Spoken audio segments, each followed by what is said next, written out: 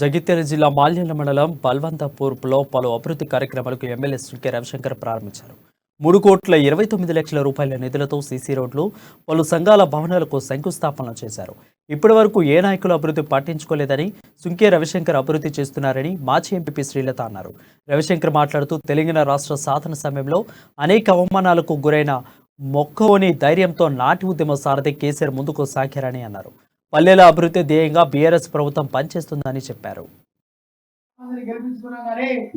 మా ఊరికి రోడ్డు కూడా వేయలేదన్నా.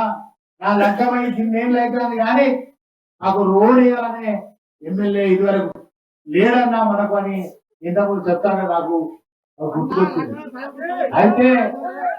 అయితే మా రామలింగన్న, మా సోదరుడు రమేష్ నిజంగా వీళ్ళిద్దరు కూడా కాలికి బట్ట కట్టకుండా మా ఎంపీపీ, మా జడ్పీటీసీ వీరు 24 గంటలు ఈ మల్యాల అభివృద్ధి కోసం, ఈ గ్రామ అభివృద్ధి కోసం ఒక పని అయిపోగానే ఇంకో పని, ఒక కుల సంఘం అయిపోగానే ఇంకో కుల సంఘం, మరి ఇది కావాలని, రోడ్డు కావాలని, సీసీ రోడ్డు కావాలని ఎప్పుడు ఒక పని అయిపోగానే ఇంకో పని కోసం నిరంతరం